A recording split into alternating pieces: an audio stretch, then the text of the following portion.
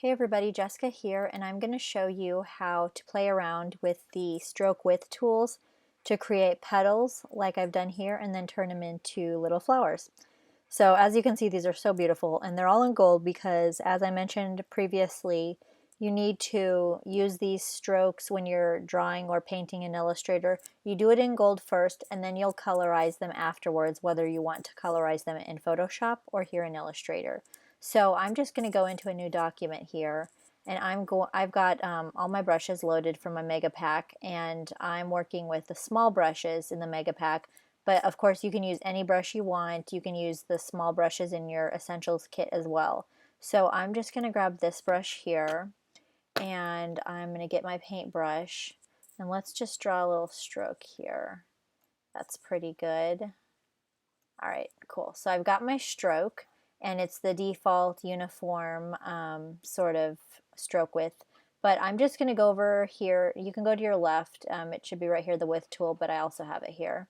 And then when you touch the width tool and you hover over a stroke, you're going to be able to pull out the stroke how you like. So I'm just going to go here and make this stroke a little bit bigger. And I can make these ends more pointy if I want by holding down. So that's cool, and that's like a really cool petal, so I'm happy with that. And if you use it a lot, you can save this right here in your stroke width tool and call it petal and click OK. So now what I want to do is I want to rotate this around and copy this. So with this selected, I'm going to go over here to my left and get my rotate tool. And if I hold down Option on a Mac, I'm going to hold down Option and hover over this part right here. And I'm not really sure what it is on a PC, Option, but there's another key. Anyway, hold that down, and then I've got the preview, and so this is how I want it. I'll make 4 of these brushes. So here I'll just click copy, and it'll copy it. And now I want to do that 2 more times. So I hit Command D, and if you're on a PC, I think it's Control D. And then I'm going to hit Command D on my Mac again, and so now that's duplicated that 4 times, 3 times, whatever. That's really cool. So now I want to fill it in, and I'm going to make some little strokes like here. So I'm going to get my paintbrush again, and I think that I'll pick this one, like a nice light stroke, and I'm going to play around. Let's see, I want to put it back at 1 stroke. So let's just draw this little stroke. Okay, that's all right. So let's just take this stroke.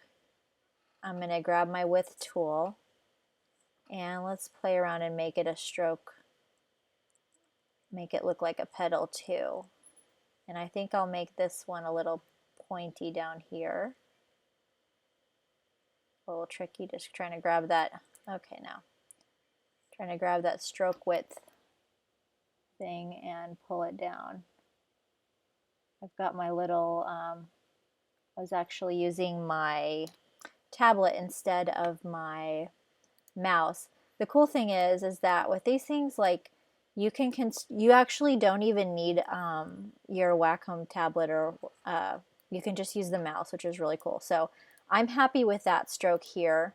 So I'm going to go to my rotate tool, hold down my Option key, and touch this center point here. And that's I want it at 90 degrees too, so I'm going to click copy. And then I'm going to hit Command D to duplicate that and duplicate that. And so now I've got a really cool base for a flower.